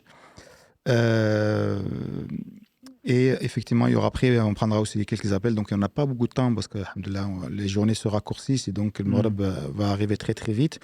Donc, on va essayer d'aller vite. Mais comme tu l'as dit, Mohamed, on va sûrement traiter ce sujet en 2 épisodes puisqu'il y a beaucoup de questions qui ont été posées, notamment aussi pendant le live. Juste, on rappelle pour les questions qu'on va prendre en live, ce sera, juste pour répéter une nouvelle fois, on ne traitera que les questions qui portent sur le sujet. Donc, si vous avez des questions autres, on vous invite à rappeler le lundi, Inch'Allah. Et donc, il y a eu beaucoup, effectivement, de questions qui ont été posées. Et je voulais commencer par une question, mais je vais commencer par celle-ci qui est arrivée à la fin, qui me semble être intéressante. La personne, elle dit, pendant le Covid, beaucoup de défunts n'ont pas pu être lavés. Qu'en est-il pour eux et est-ce permis de faire cela, vu le contexte? Alhamdulillah, Karim, je n'ai pas de son. J'ai entendu la question. Là, alhamdulillah. Donc, pendant le Covid, etc., bon, c'est pour des raisons. Est-ce qu'ils n'ont pas été lavés pour des raisons? Les Hanbali, ils permettent, en particulier, donc, de déterrer et de les laver. Maintenant, dans quelles conditions? C'est tellement beau. C'est de la réflexion. Si le Covid, c'était dans les années 2020, non, 2020, 2021, etc. Donc, si aujourd'hui, en prenant le corps risque d'être 4 ans après ou 5 ans après, même si on ne parle pas de problème de contamination, parce qu'il y a un risque qui est vrai. Pendant le Covid, on a fait du tayammum sur certains, on les a mis parfois dans un sac, etc. Tout ceci s'est permis, on a fait du tayammum, l'islam a prévu cela. Mais si aujourd'hui, 5 ans après, on déterre et qu'on crée une décomposition, ce qui est plus que probable, bien sûr que ce n'est pas à faire. Oui. Ce n'est pas à faire. Et ça, c'est encore une fois, alhamdoulilah, les savants, ils ont réfléchi. Donc, on peut dire, ah oui, mais il n'a pas été lavé. Donc, non, son sort ne dépend pas du lavage. Le lavage, c'est son droit. Mais, alhamdoulilah, il appelle son âme, on l'espère, est au paradis. Voilà. Donc, c'est pas on ne va pas déterrer. Par contre, si effectivement, des jours, un jour, 2 jours après, on se rend compte finalement qu'il n'avait pas été fait, on ne l'a pas fait, ou on n'a pas trouvé quelqu'un pour le laver, finalement, ça a été une erreur. Effectivement, il faut revenir donc, à ce corps-là, le laver, lui donner son droit et l'enterrer. Donc, 3 ans après, 4 ans après, il y a toutes les chances pour que ce ne soit pas du tout à faire. Barakallahu fik, Cheikh. Et il y avait effectivement, juste pour préciser, parce que je vois passer beaucoup de questions là, sur ce sujet, on les traitera sûrement la semaine prochaine sur les questions sur le don d'organes, parce que ça mérite peut-être davantage de temps. Donc ces questions-là, je suis désolé, je ne les poserai pas, mais je les vois passer de plus en plus tout à l'heure sur les différents réseaux. Donc juste pour prévenir les éditeurs, Inch'Allah. Et on va commencer par prendre un appel, Karim. Allô, salam alaikum. Allô, salam alaikum. Wa alaikum salam wa rahmatullah. Zakumullah khair pour Cheikh par rapport à tout ce que vous faites. J'avais une question très simple, c'est concernant du coup un mort qui est mort en étant musulman. Quel est le droit de la personne concernant ce mort-là qui Quelqu'un qui est mort non musulman, tu veux dire quel est le droit de la personne? Le droit de la personne, Non, c'est la personne non. n'a pas à être lavée, la personne n'a pas à être, elle a à être enterrée, bien sûr. Elle n'a pas à être lavée, elle n'a pas droit non plus à une prière puisqu'elle n'y croyait pas. Voilà, donc on prie, on lave effectivement sur quelqu'un qui croit en Dieu, au jour du jugement dernier, qui croit au Mohammed sallallahu alayhi wa sallam. Donc c'est les droits du musulman sur son frère. Donc ça ne veut pas dire qu'on respecte pas on respecte tout le monde. La personne ne croyant pas à ça, elle n'a pas ce droit-là sur donc des gens qui croient en Allah au jour du jugement dernier. Elle n'a pas ce droit, elle n'a pas le droit quand je dis elle n'a pas le droit, ça ne veut pas dire qu'on ne peut pas la laver. Mais ça veut dire qu'elle ne sait pas son droit de la laver, encore moins de prier dessus. Puisque Allah subhanahu wa ta'ala a interdit même de faire à Ibrahim alayhi salam ou au prophète sallam d'invoquer pour son père ou pour sa mère après leur mort. Donc, ce n'est pas un droit, c'est le droit du musulman sur son frère, et de 5 ou de 6 selon les versions. Et donc, il n'y a pas ce droit-là. Non. Non, donc, du coup, la personne qui est convertie, donc en fait là, c'est concernant ma femme qui a perdu son père il y a quelques années. Oui. Cette personne-là ne peut pas faire ni don ni quoi que ce soit par rapport à cette personne-là, on est bien d'accord?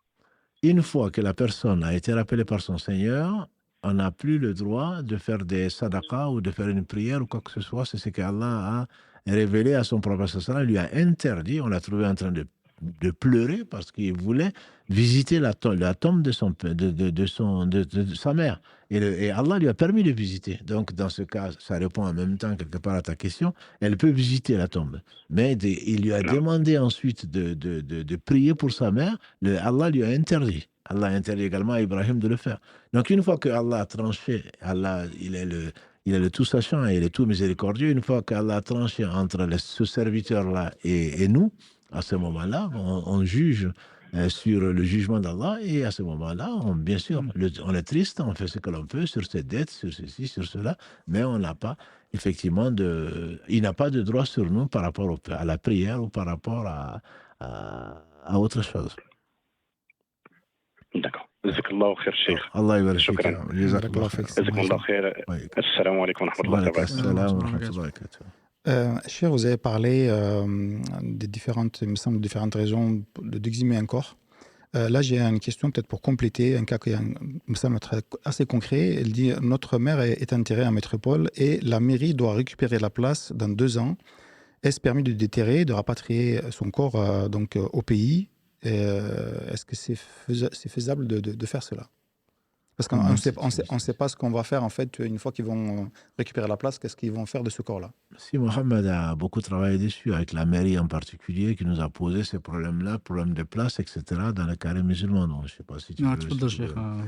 Non, mais s'il y a une nécessité, bien sûr qu'on va la déterrer. On ne va pas la laisser là et la laisser aux fauves. Et simplement, il propose, il y a plusieurs solutions techniques, mais on ne va pas rentrer dans la technique. Mais s'il faut, si la mairie va récupérer le terrain, bien entendu qu'on va récupérer ce cercueil, puisque j'imagine que c'est en métropole. Donc c'est forcément un cercueil. Prendre ce cercueil-là et l'enterrer, et on verra peut-être la semaine prochaine, Inch'Allah, dans quelles sont les excuses ou les cas où on peut le faire. Bon, les savants divergent dessus, mais il faut certainement récupérer le cercueil et l'enterrer ailleurs. Après que ce soit dans l'île ou ailleurs, ça c'est une autre question à laquelle peut-être on répondra la semaine prochaine, parce qu'il faut voir les conditions et quels sont les cas particuliers ou sur lesquels les savants sont d'accord pour le faire. Mais récupérer le cercueil, certainement. L'enterrer ailleurs, certainement. Barakallahu fik, cher. On prend un deuxième appel, Inch'Allah. Allô, salam alaikum. Oui, salam alaikum. Alaikum salam. Alors, j'appelle aujourd'hui parce que, alors, j'ai fait un rêve, j'ai perdu un membre très proche de moi, limite comme un jumeau, il y a 1 an. Et j'ai rêvé de lui il y a quelque temps, où en gros, il était dans un endroit bien spécifique, très joli. Quelques jours après, j'ai été faire de la peinture avec une tante à moi et je ne savais pas quelle peinture je devais peindre.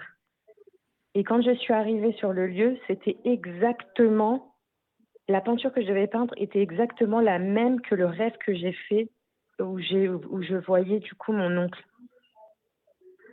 Est-ce que du coup c'est un signe? Est-ce que du coup il faut que je prie plus pour lui? Qu'est-ce que ça signifie? Parce que c'était textuellement la même chose. De toute façon, le paradis, ma sœur, comme l'a dit le prophète sallam, Allah le dit également dans la sourate Sajda, le paradis, c'est qu'aucun œil n'a vu, aucun œil n'a entendu parler, dans l'imagination même n'est passé dans l'esprit de personne.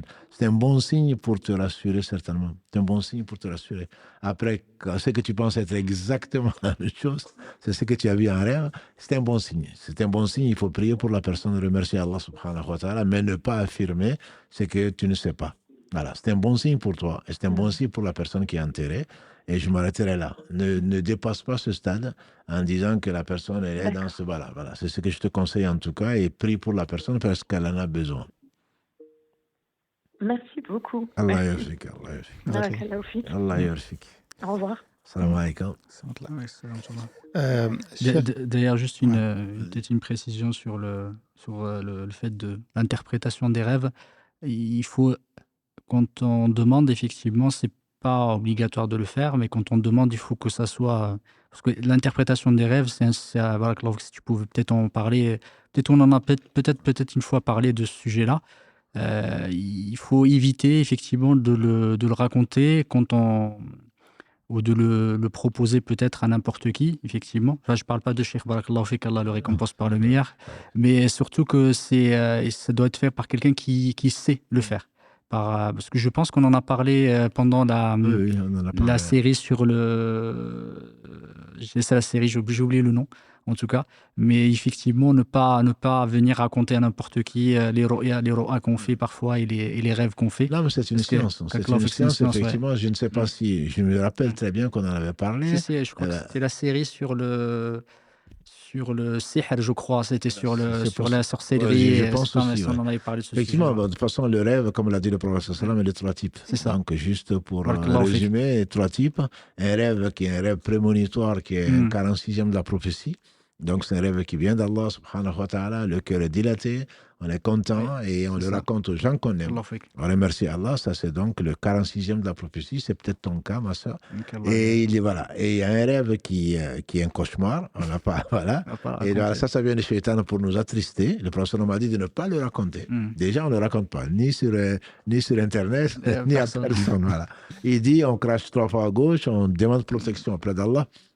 Subhanahu wa ta'ala, et ça n'arrive pas. Donc, c'est l'essentiel. Oui, donc, des cauchemars, c'est pas ce qui manque. Voilà. Donc, on ne le raconte pas. Non, c'est juste, est-ce que vous pouvez m'expliquer? Je sais. Non, il n'y a pas, il ne faut pas le raconter. Et ça n'arrive pas. C'est ça l'essentiel. Après, il y a une troisième catégorie de rêves, comme l'a dit le prophète, c'est celui donc, que nous, on traduit par le subconscient. Oui. Donc, à force d'y penser, on voit ça en rêve. Mais ça ne veut pas dire grand-chose. Voilà. Donc, ce sont les 3 types de rêves. Et puis, quand on demande l'interprétation, il faut demander à un pieux. Mais voilà. Donc, il faudrait en chercher. Il faut demander à un pieux, à quelqu'un qui craint Allah et qui ne parle pas de ce qu'il ne connaît pas. Parce que si tu demandes à quelqu'un qui dit « Ah oui, mais ça veut dire ça », il se peut que ça arrive. Barakallahu, c'est pour ça, c'est sur ce point-là que je voulais insister, effectivement. Parce que tu demandes à si Mohammed, tu dis ça, ce rêve-là, ça veut dire que, et alhamdulillah, je suis sûr qu'il va t'annoncer une bonne nouvelle. Non, ça voilà, mais il faut faire attention, il ne faut pas le raconter à n'importe qui. Et aujourd'hui, comme tout le monde se prend pour ce qui n'est pas, beaucoup de gens se prennent plutôt pour ce qui ne sont pas, il peut te raconter une chose, ah oui, mais ça veut dire ça. Et donc, il se peut qu'effectivement, ça veut dire ça. Il y a des histoires, bon, on n'a pas le temps d'en parler aujourd'hui, parce que faute de temps, mais il faudrait faire attention. C'est surtout devenu un commerce, malheureusement, et il y en a beaucoup qui en font leur métier. Hein. Ils font que ça, effectivement, et parfois, c'est même pas des gens qui sont habilités à le faire. Qu'Allah subhanahu wa ta'ala nous préserve. Amen. Cher, au début du live, vous avez commencé par une personne qui agonise et de ne pas insister sur le fait de le faire dire la ilaha illallah. La personne, elle demande est-ce qu'on peut lui chuchoter à l'oreille la shahada ou est-ce qu'on peut lui réciter le Coran? Et si on ne connaît pas trop de sourates, on ne sait pas lire l'arabe, est-ce qu'on peut mettre un audio? On peut. Le plus important, c'est que c'est un moment. C'est comme l'a dit le professeur Salam, de visiter les malades, parce que la personne est quand même malade. Donc, et de ne dire que du bien. Parce que c'est quand tout ce qu'on dit à ce moment-là, c'est écrit, comme d'habitude, mais c'est encore plus important. Donc, il faut invoquer Allah subhanahu wa ta'ala pour lui et pour nous. Et donc, tu es dans une situation unique, que j'espère qu'il ne va pas souvent se répéter, Et donc, c'est peut-être ce qui est le plus sincère possible. Demande le paradis pour la personne, demande le pardon de ses péchés, demande toi-même, reviens vers Allah repentant, etc. Le fait de chuchoter on peut, mais on n'a pas besoin de venir à ses oreilles. Il suffit juste de dire La ilaha illallah, la ilaha illallah, la ilaha illallah. Et la personne, elle entend, peut-être qu'elle est en train de le répéter, mais elle ne sait pas le formuler. Il ne faut surtout pas s'inquiéter parce que dis-le. Mais un, on l'agresse. Et deux, il se peut qu'on parte triste parce que on n'a pas entendu plutôt la personne le dire. On n'a pas peut-être entendu la personne le dire. Et donc, c'est vraiment pas le plus important. On peut, la Fatiha, on la connaît tous, je l'espère, et on peut mettre un audio, mais un audio, c'est quoi? C'est que tu vas le mettre à quel machin? Peut-être tu vas le déranger. Pour moi, le mieux, quand je dis pour moi, je veux dire l'éthique. L'éthique, c'est vraiment de ne pas charger la personne à ce moment-là. Lui faire écouter le live, je ne te conseillerais pas. Voilà, c'est vraiment pas le moment, même si on a eu, alhamdoulilah, en direct, quelqu'un qui ne savait pas parler, qui voulait absolument donc prendre, on l'a déjà fait ici, dans cette même salle. Et je vous demande à l'occasion de prier pour le frère Mohamed, pour qui on avait demandé une prière hier à la mosquée. Il est décédé hier soir à 1h du matin, il avait un cancer du foie. Et il faisait partie de notre grande famille, entre guillemets, puisqu'il a tenu absolument à ce que je lui téléphone, et je lui téléphone, alhamdoulilah, mardi soir plutôt. Il tenait absolument, il avait du mal à parler, mais il tenait absolument à échanger avec nous. Prier pour lui, qu'Allah lui fasse miséricorde. Il a rejoint son Seigneur donc hier soir. Et donc, voilà, bon, qui veut écouter un live ou la voix de quelqu'un, ou quoi, s'il demande quelque chose, si on peut le faire, on le fait, bien sûr. S'il même demande un gâteau, pourquoi pas. Mais il faut essayer vraiment de satisfaire ses besoins tant qu'ils sont naturels, tant que ça lui fera plaisir, quoi. Mais il ne s'agit pas de lui imposer un programme, un agenda. Je vais lui mettre à sorte de Baqara, ensuite ceci, ensuite cela. Et on ne sait pas comment il souffre. Allah seul sait. Le prophète sallam disait que les affres de la mort sont une réalité.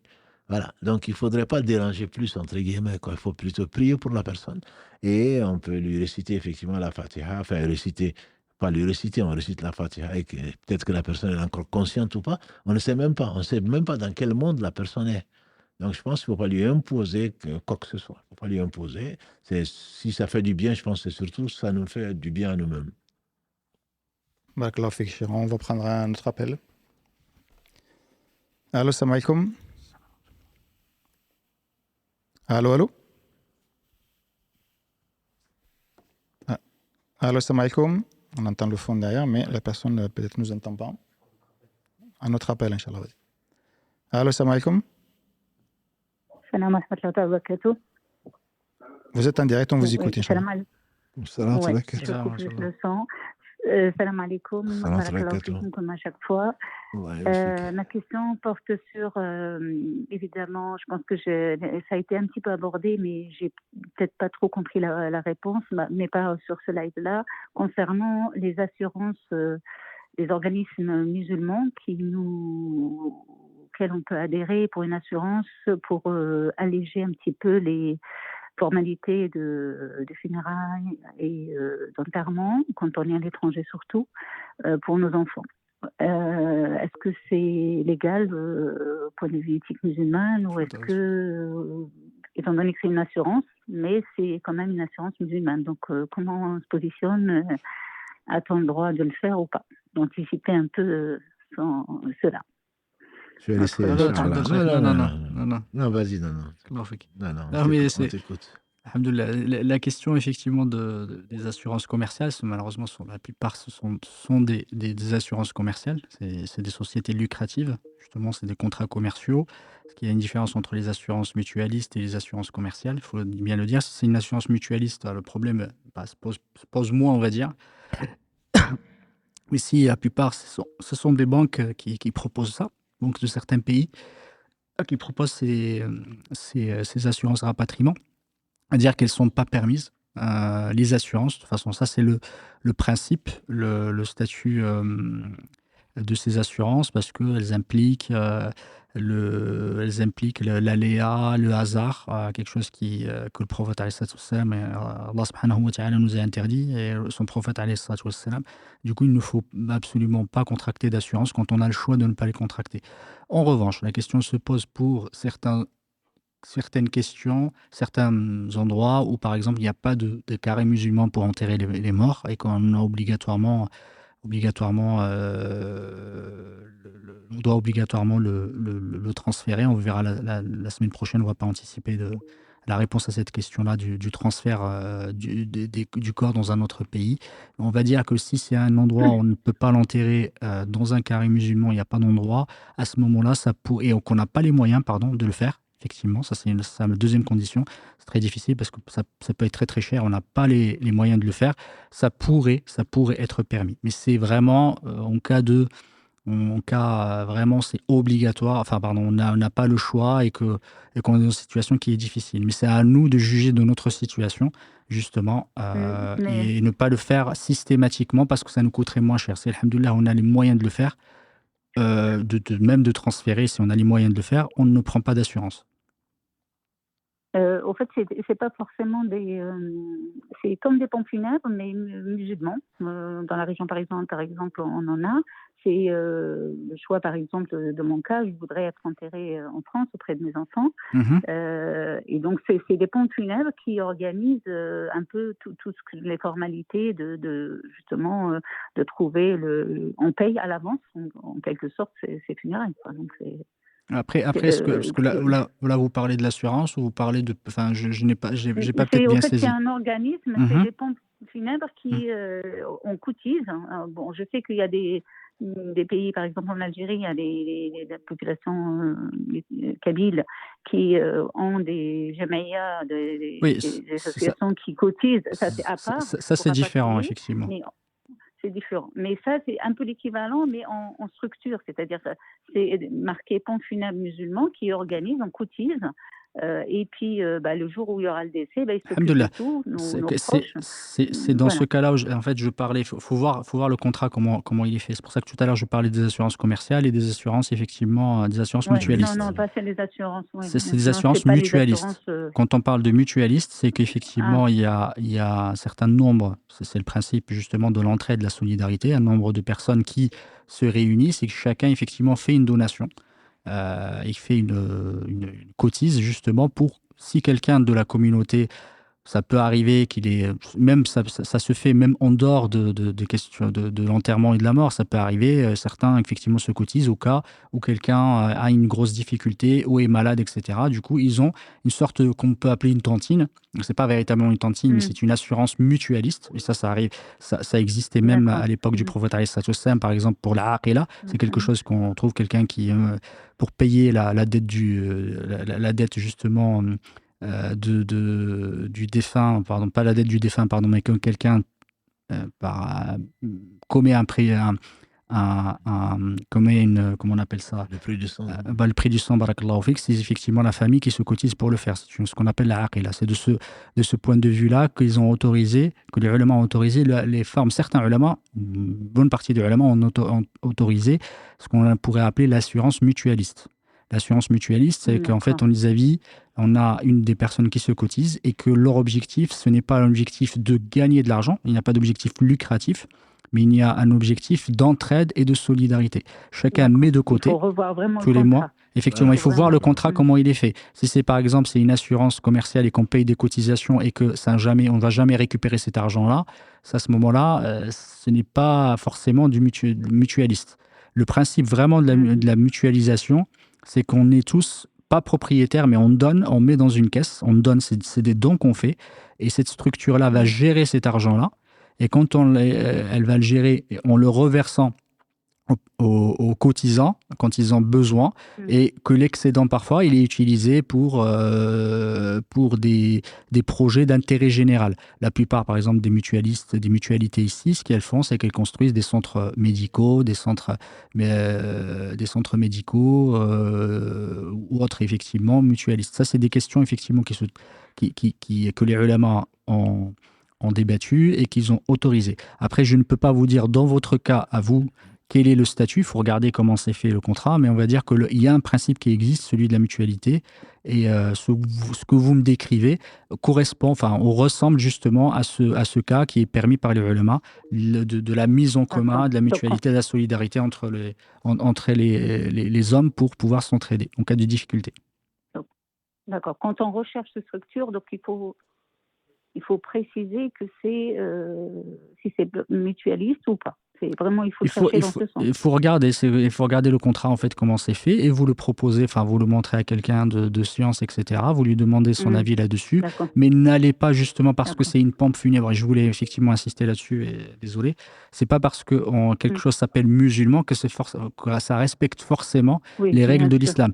Parce qu'il y a beaucoup, effectivement, soit par négligence, soit malheureusement par ignorance parfois, ils entreprennent certains contrats, alors que ces contrats-là sont interdits, ou ils sont basés sur des principes, pas de principes, mais sur de l'interdiction. Ça peut être du riba, ça peut être malheureusement de l'aléa, du hasard, ça pourrait arriver. Ils ne le font pas sciemment, mais ils peuvent le faire par négligence ou par ignorance, parce qu'ils ne connaissent pas les règles. Du coup, faites très attention, prenez ce contrat-là, demandez à quelqu'un de science qu'est-ce qu'il en pense.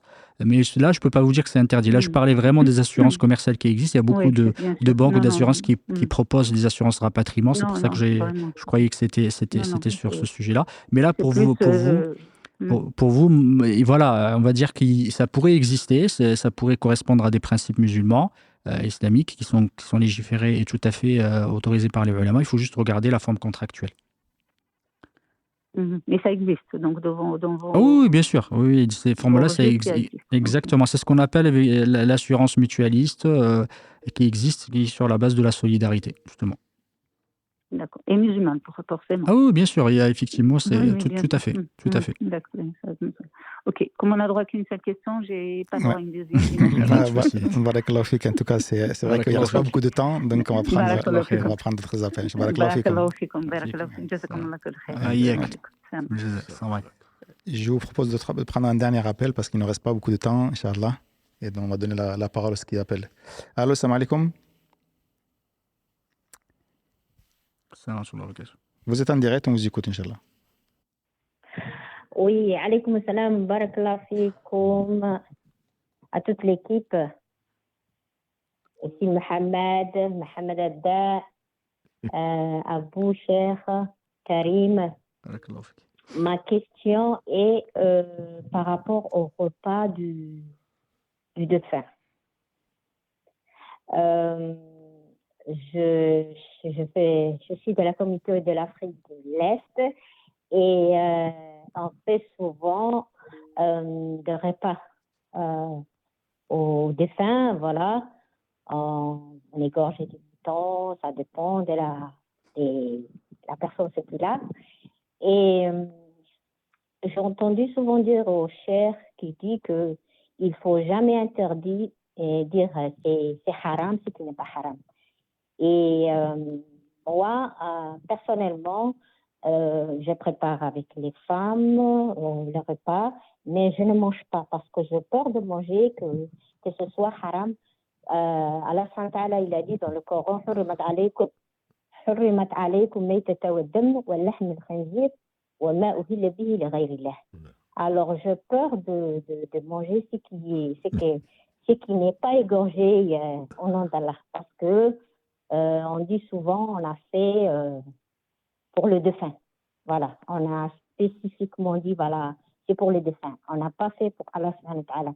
Alors, qu'est-ce qui est légiféré? Qu'est-ce que la religion dit là-dessus? Barakallahu fik.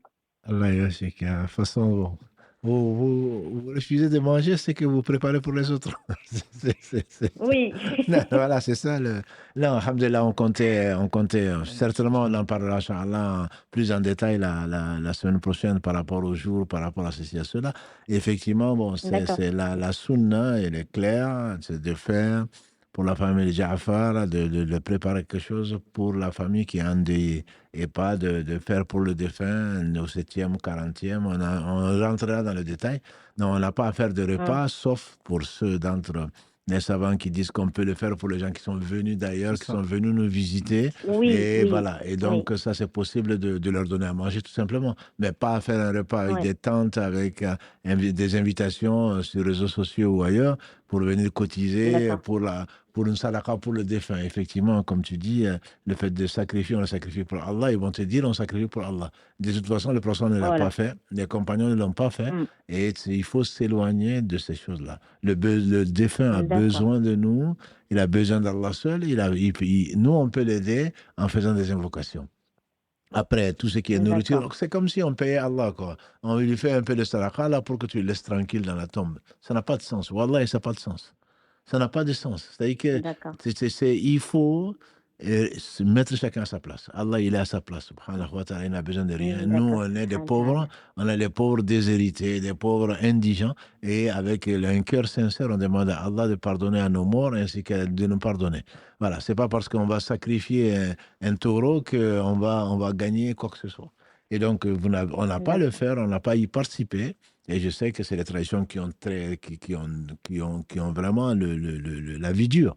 Et il ne faut surtout pas le faire. On pense que c'est parce qu'on est avare, on ne veut pas faire, on ne va pas faire comme nos parents, on ne va pas faire comme ceci et cela. Non, on n'a pas à faire, on n'a pas à le faire. Mais ne les soupçonnez pas de l'avoir fait pour le défunt. Je pense qu'ils le font. Ils ont peut-être acheté chez ou peut-être qu'ils l'ont vraiment fait, quelqu'un de musulman l'a égorgé pour Allah. Mais effectivement, c'est le fait de préparer un repas à cette occasion-là. Ça, c'est quelque chose qui n'est pas légiféré. Oui.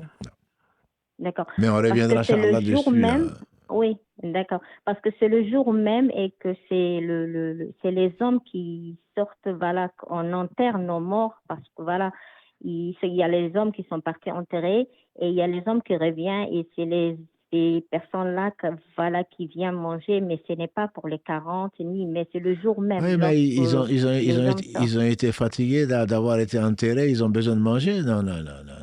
Oui. Non, c'est pas ça.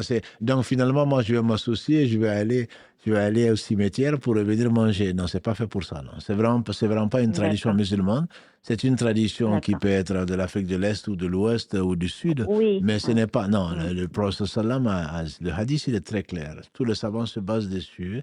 C'est plutôt les gens qui sont éprouvés ce jour-là. C'est à eux qu'on doit préparer parce qu'ils n'ont pas le cœur à ça. Oui. Voilà. Après, le fait que les gens viennent du cimetière pour venir manger, etc., ou on verra la semaine prochaine, Inch'Allah, aller donner à manger au cimetière ou donner à boire au cimetière, ça ne correspond vraiment pas du tout à l'esprit de l'islam, du tout. D'accord. Ok. Barakallah fikoum, qu'Allah vous récompense. Amin. Pour le meilleur. Assalamu alaikum. Cher, on va terminer sur cette dernière question. Enfin, c'est une question peut-être avec une question, enfin 3 questions en une. Je vais essayer de faire un peu l'auditeur parce qu'il reste peu de temps maintenant. Un frère dit, voilà, j'ai un frère qui est décédé et on a trouvé de l'alcool dans le sang. Est-ce grave? Peut-on prier sur lui? Peut-on faire une umrah sur lui? Et par exemple aussi un jeune qui a volé une moto et qui a fait un accident et qui est décédé. Donc, est-ce qu'on peut prier sur lui? Et dernière, un peu dans la même thématique, peut-on faire salat janaza sur des personnes qui se donnaient elles-mêmes la mort? Alhamdulillah, ce sont des choses sur lesquelles les savants ils ont discuté, ils ont résolu ces problèmes-là, qui ne sont pas vraiment des problèmes. Alhamdulillah, il y a des hadiths dessus, il y a celui qui s'est donné la mort. Alhamdulillah, s'il est mort musulman, jusqu'à preuve du contraire, on prie dessus, c'est son droit, il reste un frère. Allah dit, même si deux croyants s'entretuent ou se font la guerre, etc., il reste quand même des frères. Donc, on aide et c'est son droit de prier dessus, de le laver, de prier dessus simplement pour ne pas encourager les gens à le faire. Quand on sait que s'il avait un comportement il est mort dans un comportement qui n'est pas un comportement de pieux, on évite en tout cas d'inviter les notables ou les gens pieux, etc. On prie sur lui et on l'enterre, c'est son droit, même si c'est suicidé. Il va être certainement châtié, éprouvé par ce par quoi il s'est donné la mort. Et si en plus il vole, il a une moto, il va faire un accident avec, ou une voiture, il va faire un accident avec, comme ça peut arriver malheureusement, dans ces comportements pas que condamnables, comme inacceptables dans nos quartiers ou ailleurs. Donc, si au cours d'une rodéo ou une voiture volée, c'est là où la voiture s'enflamme ou est incendiée, etc., il est évident qu'il n'a que ce qu'il mérite. Et Allah est miséricordieux, malgré tout. Donc, mais on doit, son droit, c'est qu'on le lave, qu'on le plie dessus, si on retrouve un corps, qu'on plie dessus. Simplement, il faudrait en faire une leçon pour les jeunes de son quartier ou les gens qui font ça. Et donc, il faudrait qu'on plie dessus, on fasse vraiment le minimum. Il a droit à la salat janaza, mais il n'a pas le droit du tout aux honneurs. Contrairement à ce que l'on voit parfois quand c'est des dealers qui sont morts, la mosquée est pleine. Voilà, parce que c'est des copains. Et puis, quand c'est quelqu'un de qui on pense du bien, ben, il y a très peu de gens. C'est malheureux. C'est vraiment le monde à l'envers. C'est le monde à l'envers, mais il a droit, effectivement, à une salat janaza. Il a droit à ce qu'on le lave. Il a droit à l'enterrement, mais on craint pour lui. Comme le dirait l'imam de Basso Cambo, je crains pour moi, je crains pour lui. Voilà, donc on craint pour lui. Effectivement, pour la personne justement, qui s'est donné la mort, se pose beaucoup la question parce qu'il y a le hadith qui est rapporté par Jabir ibn Samura, où le prophète ﷺ avait refusé de prier rapporté par Muslim, sur quelqu'un qui s'était donné la mort. Mais ça ne veut pas dire que le prophète ﷺ n'a pas refusé de le faire, il n'a pas interdit aux autres de le faire. C'est à partir de cette preuve qu'ils disent effectivement laisser parfois ne pas que les gens de haut rang, les personnes qui sont respectables, etc., le fassent pour montrer justement de la réprobation par rapport à l'acte qui a été fait. Barakallah, c'est comme on l'a dit tout à l'heure, le prophète sallam a dit quelqu'un qui avait des dettes, est-ce que quelqu'un veut le payer? On dit non, mais il est musulman, il est mort avec des dettes. Il a dit priez sur votre frère, c'est votre frère, donc il est musulman, priez sur lui. Donc quelqu'un qui se donne la mort, ou quelqu'un qui est dans le sang de qui on a trouvé de l'alcool, je ne sais même pas dans quel type d'analyse d'ailleurs, on trouve de l'alcool, bon, c'est pas bon signe pour lui. Je crains pour moi, je crains pour lui. C'est pas vraiment bon signe pour lui. Si quelqu'un qui a consommé de l'alcool pendant 40 jours, ses prières ne sont pas acceptées, que dire alors s'il meurt dans ces 40 jours, quoi. En tout cas, je voulais juste revenir sur cette question. Il faut faire. C'est vrai que ça m'interpelle. Ce n'est pas parce qu'on a retrouvé de l'alcool dans son sang que ça prouve qu'il a bu de l'alcool de façon sciemment, ou peut-être. Il faut toujours trouver des bonnes excuses pour vos frères et sœurs.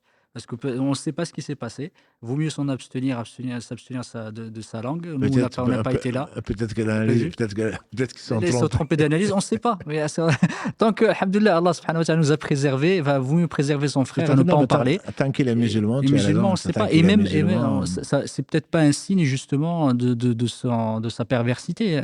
C'est une preuve voilà, on l'a vu, on a trouvé de l'alcool dans son sang, mais qu'est-ce qu'on en sait? Qu'est-ce qu'on sait s'il a bu de l'alcool de façon effectivement prémédité, que peut-être qu'on s'est trompé, comme tu as dit, barakallahu fik, d'analyse ou autre.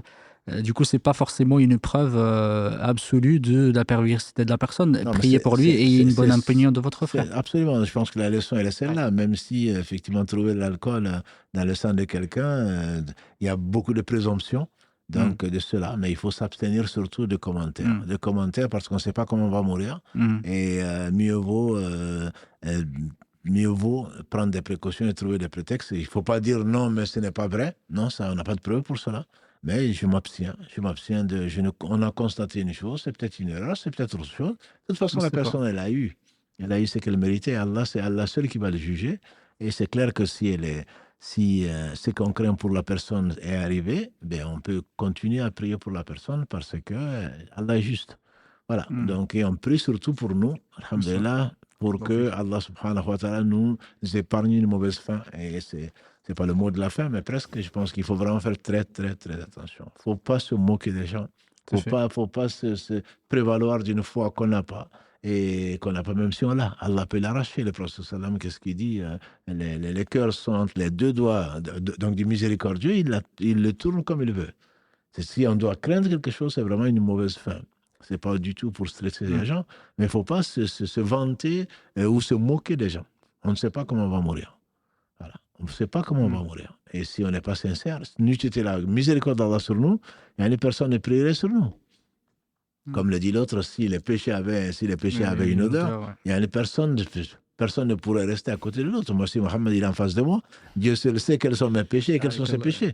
Voilà, donc il faut s'abstenir, il faut se juger soi-même et s'abstenir de juger les autres, même si il y a des signes, malheureusement, qui ne sont pas en faveur de beaucoup de gens.